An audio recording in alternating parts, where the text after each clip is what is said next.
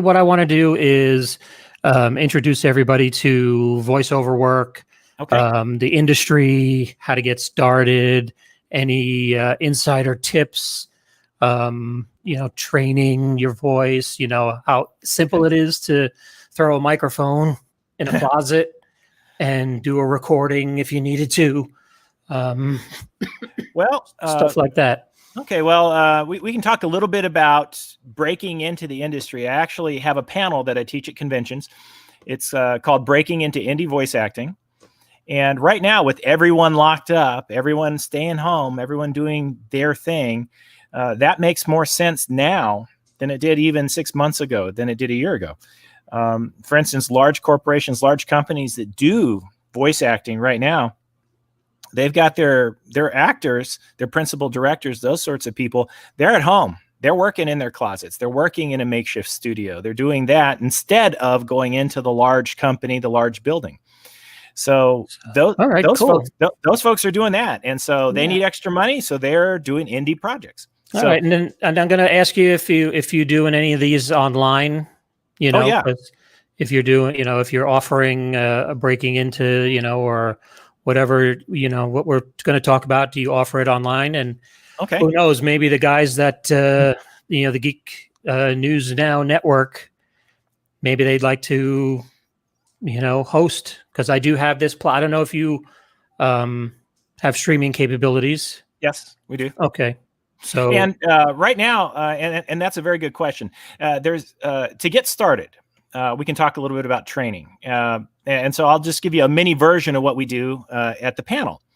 Now, when you break into indie voice acting, the first important thing to remember is that it's acting. It's not just your voice, it's acting. And one of my friends, Brian Massey, great friend and actor, one of his favorite things to say is motion creates emotion.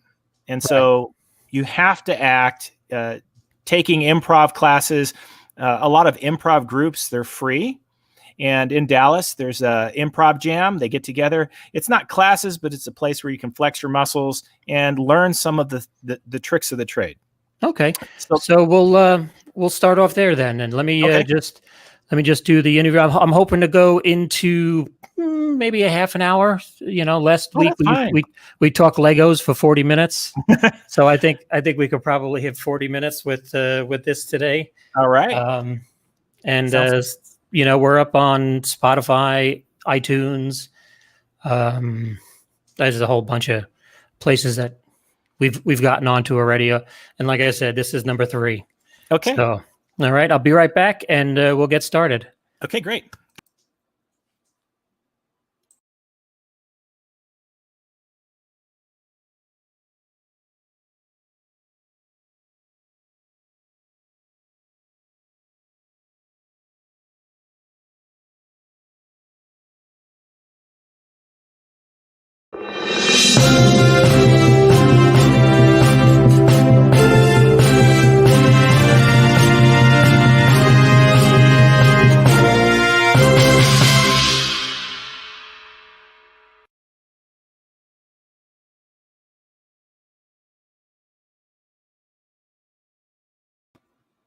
Welcome to the Geek and I podcast, part of the Geek News Now network, sponsored by Sumner Twins Talent.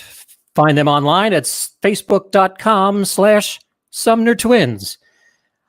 And a very, very big welcome to this week's guest, Mr. James Larabee. James, great to see you. Great to see you too, John. Glad to be here, and thanks for inviting me onto your podcast. Thank you. You're welcome. Thanks for being here. Now, James is a voice actor, background actor, yes, and occasional instructor. Definitely occasional instructor, and in fact, we've got a friend. His name's Brian Massey. In fact, he's doing a class tonight online on Zoom, and that starts at 8:00. So. That's one that I'll be helping out with as well. Oh, excellent. So how did you get into voice acting? Okay, now that's a very good question. I really was interested in acting at first, and I took classes.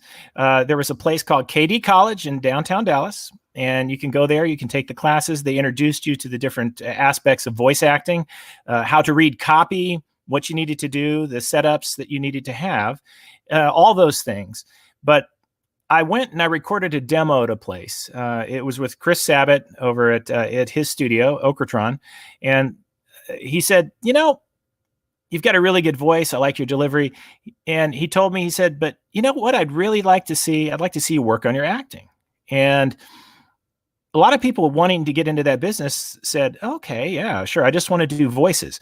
But, he told me that. I respect him. He's a big name in the business. So I went, took as many acting classes as I could. And those acting classes led to various other things. I did some work over at Stage West, doing some classes there with Jakey Cabe. He's an excellent instructor. And I met Brian Massey at a convention. We were there and we were talking, and I'd actually seen a series that he was in. And we just bonded from there, and he had acting classes. And the first thing he taught us was improv. He taught us screen reading. He taught us everything we needed to know about being in front of a camera, what you needed to do, placement, positioning, pausing, how to read, how to interpret a script.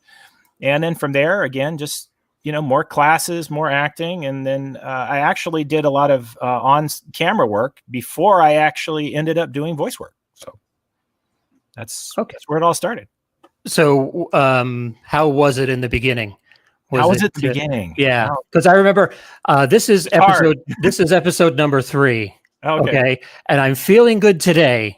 Yes, but 2 weeks ago, when I did episode 1, my Apple Watch told me to stop what you're doing because your heart rate is 118 and you're not moving. So a little worried. Worried. Okay, well, let's talk about bombing. Okay, the first movie I went into audition for, I was auditioning with a guy and went in.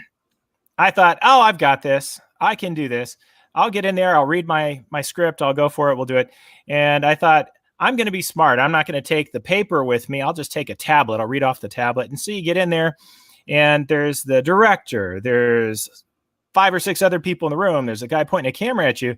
And if you've ever had stage fright, that's it. That moment, you're thinking you're going in to read for one person, and then there's an audience. And I didn't do too well. Guy put his hand on my shoulder. He says, listen, you look the role, you look the part, you've got everything going for you. I like your voice. I like the way you act. I like all that. But, I encourage you to just keep auditioning. And I thought, and I left there and I was thinking, this is great. The guy likes me. This is awesome. He never called me back. And I go, I guess that's what it's like when you fail an audition. That's the director comes over and gives you a tip. And so it's a lot of trial and error, especially with voice acting and even stage acting and on-camera acting and auditioning for films. You're going to get a no more times than you're going to get a yes.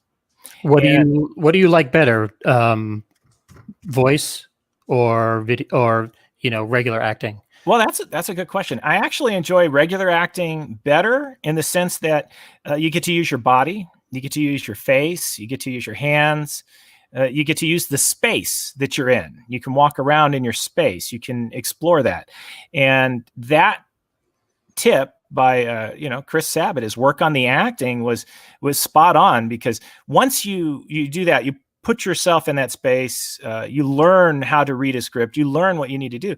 All of that informs your voice. It informs your acting in front of a mic, on a mic. So those are all things that I think everyone needs to do initially. And you said one of your episodes so far was about independent film acting or acting on screen or things of that nature. And I really think that's a great place to begin. It's difficult to start off in voice acting because there's so much competition. And now everybody's in a closet. Everyone's got a mic. Mm-hmm. And so who are you competing against? You're competing against everyone in the world. And that's who your competition is, everybody. Whereas if you're on screen, if you're, auditioning and you've got some, skills and, experience under your belt, your competition's less. And not everybody's going to stand in front of the screen. Not everybody's going to get in front of that camera. Not everybody's going to have that training, but everybody's got a mic at home. Everybody's got Audacity or something else. And it's difficult to compete with the world. So you really have to train yourself and get good at it. Like my friend Brian Massey having that class tonight at 8 o'clock. You're going to learn a lot of skills there, both about acting, about improv, about screen reading, about monologues, about vocal warm-ups, and all the things that you need to do to get ready to get in front of that mic or get in front of that camera.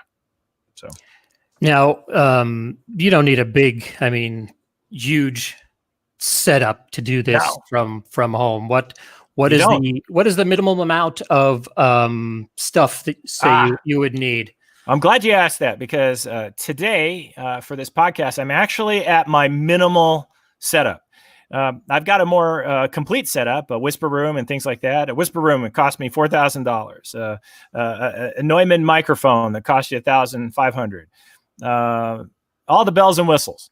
But what I've got right here is, got a computer, monitor. That's fine. But my MXL V6 3M microphone cost me $150 with the pop filter, the stand. You've got a shock mount. You've got an interface, about $150 all in, and then whatever you spend for your monitor and your computer, and that's it. The program that I use at home to record all of my at-home dialogue that I send in is done with Audacity. Everything that I've done tons of video games, ended up in lots of visual novels, all of the indie stuff, and some of the professional stuff that I did. One of the projects I did, Backstage Pass, and that's what helped me break into Funimation, actually, it was done by a company that I didn't recognize. And there was this person named Ayu Sakata, who was the director. And it was like, okay, I'll do that. And I auditioned, got a role. I only did about 30 minutes worth of work. I'm not going to say how much I got paid, because they may have pay scales that are private, but it was an insane amount for 30 minutes of my time. And I did that from home. All of my gigs I've landed have been here. All the things that I've recorded that have been indie projects that pay money, projects that end up getting you dialogue, reading instruction manuals for how to repair things. All of that you can do right from your home. And so $150, that's not a bad investment to put into your career as far as your equipment. So, and, I've got, I spent $11 on the foam padding that I have inside my computer armoire. A computer armoire that I used to pay bills in now helps me pay the bills. So that's very, very neat. So do you do classes sometimes? Do you host Yes, I do. Instructionals? I host instructional classes. We've got an online class for breaking into indie voice acting. In fact, our first one for June is going to start probably about mid-June. And if you friend me or follow me on Facebook, you can definitely find out the information on that. I'm also on Twitter. I'm very easy to find. I just use my name, and I figure that's the best way to get found. If you get too tricky with the names and the handles, they can lose you. But just follow me on Facebook, follow me on Twitter, and you'll be able to see the posting for that. It's going to be an online breaking into indie voice acting class. It's not free, but it's very reasonable. I'd like to refer to it as pandemic pricing. It'll be about $10 to $15, but the good part about it is it's a 2-hour course, and for $10 from your home, you can get a 2-hour course that'll show you everything you need to know about breaking into the business and doing vocal warm-ups, as well as giving you information on where you can go to get auditions and what you need to do to train. So it's a good class. Now, what are some of the things other than the vocal warm-ups? What do you suggest people do to try and get into this? Do they just like throw out auditions? Do you like throw spaghetti against the wall and hope it sticks? No. Or are there certain things that you like target and go after? Okay. Well, I always tell people, there's a lot of things that you can do. If you're doing anime, for instance, usually anime doesn't have people from England. There are exceptions. Usually it doesn't have people that have a French accent, or it doesn't have people that, you know, are intentionally making unusually weird voices. They usually want your voice. So good advice, and I received it a long time ago, is that with anime, you watch the eyes, you watch the eyebrows. That usually tells you whether you're angry, you're excited, you're mad, you're happy. But for anime, you just want to use your voice for the most part, and they want to see how you can act. But as far as getting training, there's online courses that you can do with Brian Massey. There's a wonderful actor and director and great teacher, Sonny Strait. He lives in Denton, Texas. You can check him out online. He's a great place to get a course done. Chuck Huber, he's one of my favorites. He's a great teacher. I actually took at Stage West, I took the Spolin, it was a Spolin improv technique, and it was more of a acting, and it was, I really liked it because you got to pretend that there were boxes, pretend that there were chairs, pretend, you know, so it was like, it was more acting with the improv being, you were not really surrounded by the things that you were touching or holding, or you really had to create your environments. So it was a wonderful course. And he does online courses too. So you can take in, he does one on accents. He does one on, you know, just how to do your voice, how to modulate it, how to get it done. So right now, online is more popular than ever. And you can get in with those folks. As far as training, I also advise people to do improv. Now, right now, there's a lot of lockdown, right? Now, my brother, he teaches an improv course, and he teaches special education students, and he does that in Austin. But of course, now they're doing it from their home. And so he's in San Antonio and doesn't drive to Austin, and he teaches children how to do improv. And so there's an endless resource net out there for people that want to do that. And so I would encourage improv first, and local theater once it gets back up and running. You know, audition for something, fall flat on your face. Sometimes you got to throw a lot of that spaghetti on the wall to figure out what sticks. But definitely take some acting courses. It's well worth it. It's well worth it. Now, the times when we possibly reopen, yes, hopefully soon. Hopefully soon. You do conventions and definitely cons and stuff like that? Oh, yeah. I'm booked at a convention, Anime Matsuri, that's in Houston. And we're going to have panels there. You can catch the Breaking into Indie voice acting there. That's a good one to come to. We've got resources that we can provide, websites that you can go to. I mean, Voice Acting Club, that's a great place to go. Newgrounds is a great place. Newgrounds is an awesome site because it's got people that are developing video games. So they're looking for people who are able to develop a game. They're looking for people who can write the code, and they're looking for people who can do the voices, do the music, and everything. And so there's a lot of postings out there. Lemasoft forums, great place to go and get auditions. You can go Behind the Voice Actors. Behind the Voice Actors, if you search for me, you'll find me there. But Behind the Voice Actors also has auditions for projects that are there. I've got a very strict guideline for how I want to appear. And so I'm always looking for original work, original content. The ones I avoid are ones where they're taking someone else's content, like they'll take Dragon Ball Z and they'll rework it, and they'll just have you guys come in and do it. And it's a fan-based situation. And I always tell people that if you want to push, it's okay if you want to practice, use a pseudonym, practice. But when you really want to get out there and make a name for yourself, do original content. Do something that's original, a video game, a visual novel that's created, and be part of that. And the other thing is I try to get into things that I like the look of it. If I go in and I see the audition and I go, okay, that's a nice audition, I could do that. That'd be great. And that's awesome. But if I don't like the look of the project, why do I want to be part of that? You know, I'd like to be part of something quality. And that brings me to another site you can go to. And you may have an account there, but Discord, do you have a Discord account? I do not. Okay. Discord's great because Discord is an online community where people get together and it helps you connect with your fan base of people that want to do what you do. And it puts you in connection with creators of content, and they are looking for voices. They're looking for actors. And these creators of content will network with you, and you can build a good network. Right now, I've got people that are directors, that are creators. When they're looking for someone, they'll search you out.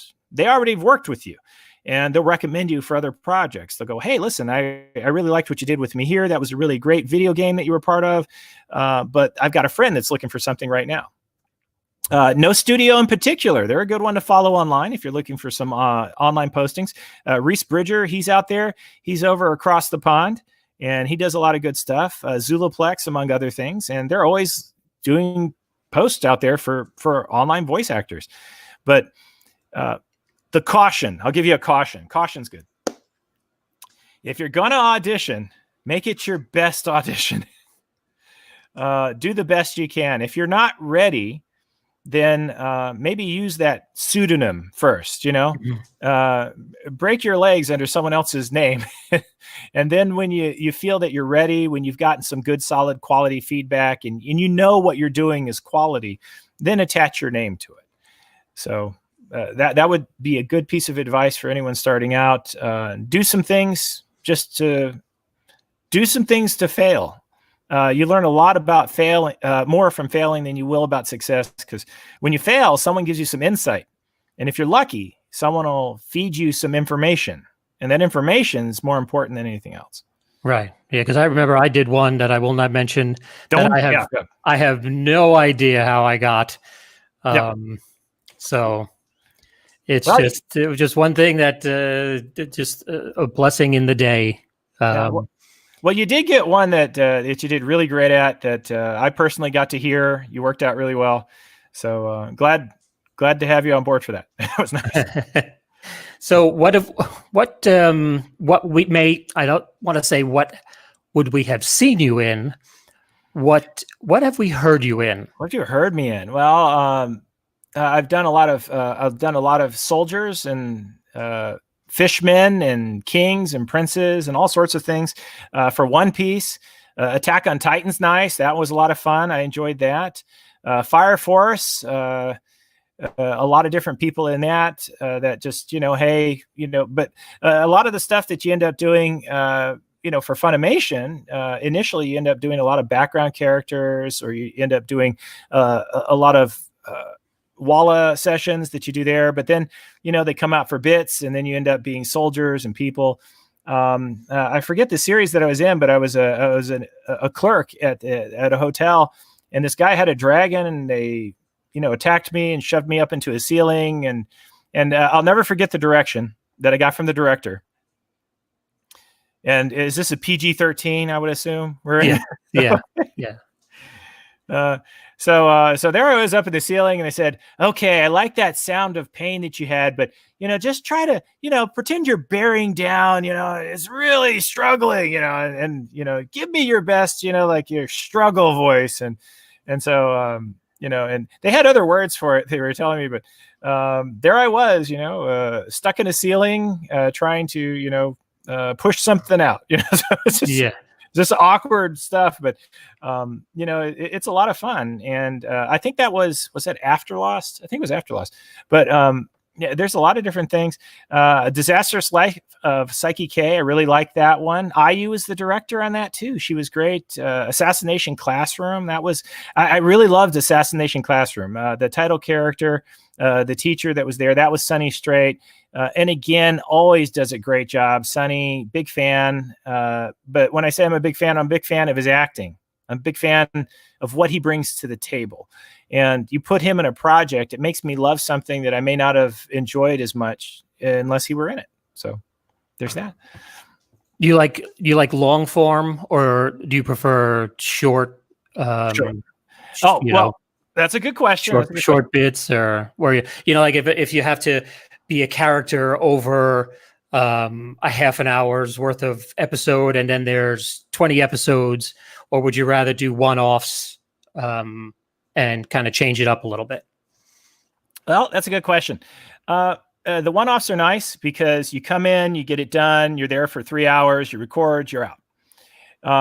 But the long characters, they're great. But I was a character on a visual novel, and the first visual novel that they had, I had 6 lines. I was a sword, and it was great. It's like, 6 lines, a sword. Okay, I wish I had a bigger role. That would have been nice, but it is. And I did this voice, and it wasn't a struggle to do the voice, but the voice, became kind of raspy over time. And so then they do a second visual novel, and they go, "Oh, great, we want to have you back for the second visual novel." And I go, "Oh, great, 6 more lines, I'll be fine."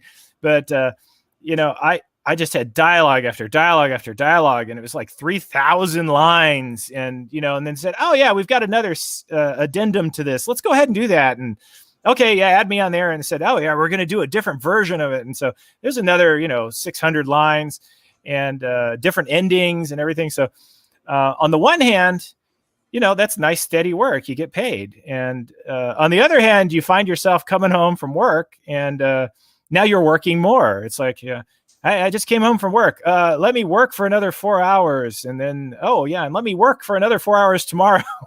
and it's not bad, but it's all it's, I guess, I like watching short series because I like a beginning, I like a middle, I like an end.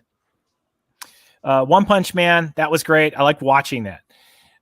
It had an end, and I felt good about it. One Piece, it's a great series. They're not done with it. They've got, they're on episode 500 already, 600, something like that. It's got over 1,000 plus. I will never be able to watch all of One Piece. I'd have to make that my occupation to watch everything in One Piece or Bleach. Whereas my favorite anime, which has a series called Tokyo ESP, which was a prequel to it, but they have an ending. Gare Zero was my favorite anime of all time. It's out there. It has a beginning, a middle, and end. It's over. And then they did the prequel, and I go, okay, I'll watch the prequel. And Tokyo ESP is funny as heck. I won't give away anything, but you like Ghostbusters, John? Yeah. Okay, Tokyo ESP has some ghost hunters in it that sort of spoof the Ghostbusters, and that whole sequence or set of narrative is insanely funny, and so it's worth checking out. But I like watching ones that end. But if you're a voice actor and you end up being a title character in Dragon Ball Z or One Piece, you want that to just keep going on. You want 1,000 episodes. You want 1,000 plus episodes because you get to have a guaranteed job. As long as you can talk, as long as your voice doesn't give out, you're good. And steady work is always good. Now, have you ever had that happen where you're in the middle of a session and all of a sudden you lose it? No. I went in for a session, and 2 nights before I was having trouble. It was difficult, and the director came out. They had some Chinese tea that they gave me, and it worked very well, and helped me out. But yeah, there's going to be times that you do it. But and Brian, he's one of my best friends. He told me, he said, yeah, you know what? Sometimes you go in and you think you've got a problem, but they can't hear it. You think you hear it because, of course, you're more intimately associated with your voice, but you get up there in front of the mic and they can't tell the difference. It's like, most of your lines were yelling or screaming or anything, and you were fine. But yeah, you get out of it, and a session like that where you're doing a lot of yelling and screaming, you get out and you're done. You've got to rest for a day, and you don't want to go back tomorrow. You're glad when they call you back, but you want one day to rest. Lots of tea. Lots of tea, some hot water with some lemon in it, just whatever you can, rest your voice. Definitely. In fact, and I've got a day job, right? My day job, I'm always deathly scared when I'm at my day job and then my voice starts to go away, or I've got a problem and I go, oh, wait a minute, tomorrow I've got a session and I've really got to worry about this.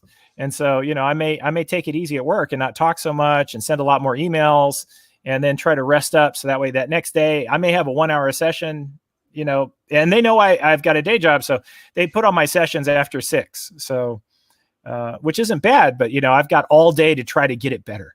So. Right. Yeah. Cause I remember I did that one that shall go unnamed. Oh, and I spent 3 days before, watching, the Logan overdub. Yeah.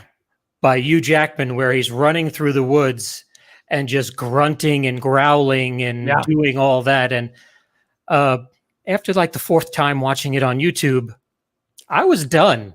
You were done, yeah. And he had to do that for hours, so it's like, it's very exhausting. The booths are hot.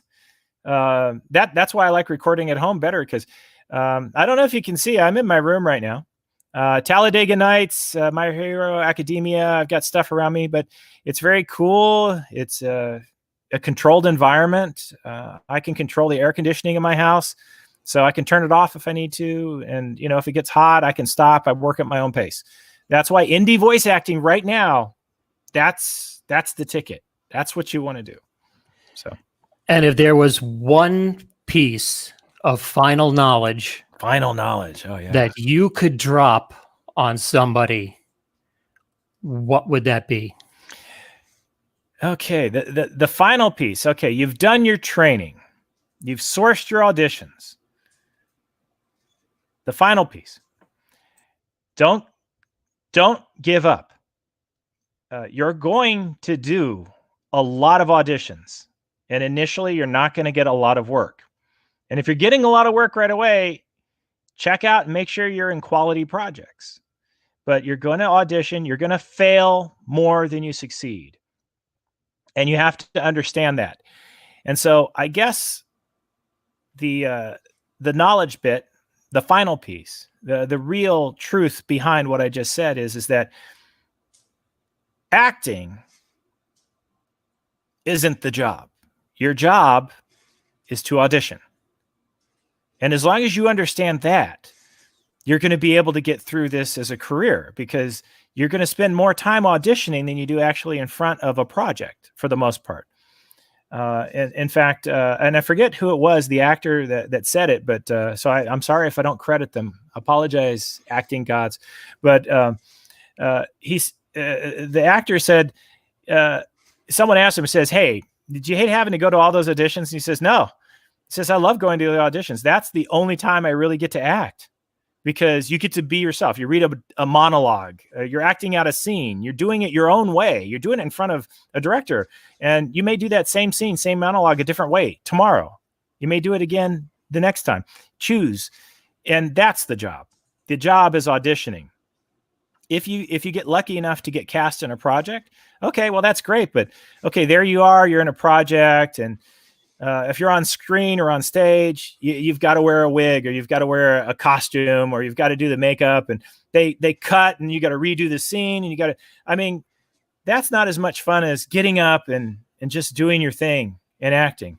And so auditioning is your job, not actually getting the project. It's great to get the project, but your job's auditioning. And people who get into the business and they confuse the two, they get discouraged. Oh man, I've auditioned for 30 things. I didn't get any of them. And in the back of my mind, I was thinking, 30 different auditions. That's amazing. Think of how much you learned in 30 auditions. And if you're lucky enough and the directors give you feedback, I'd ask for it. Ask for some feedback. Most of them won't give you anything because it's a job for them. But a lot of them will. They'll give you feedback and they'll tell you, "Oh, well, I really liked what you did, but I would prefer it if you did this." If you're lucky enough to get that feedback, that's golden. You can't pay for that unless you actually pay for it. Hey, I'll give you $50. You tell me how I did.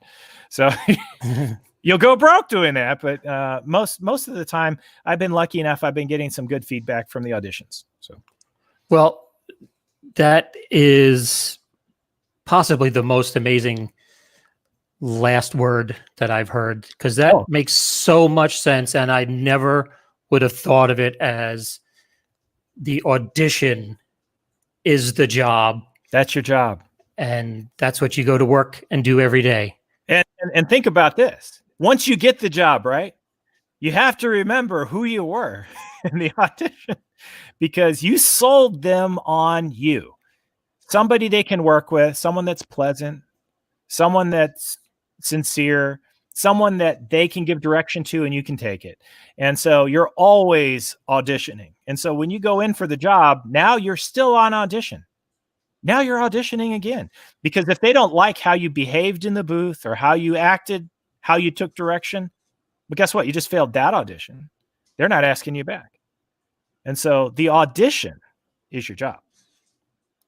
And then everything is one step towards your goal. Your goal, yeah. So, well, James, there you go.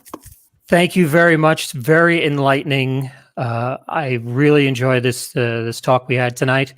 Well, me too. Thank you very much for your time.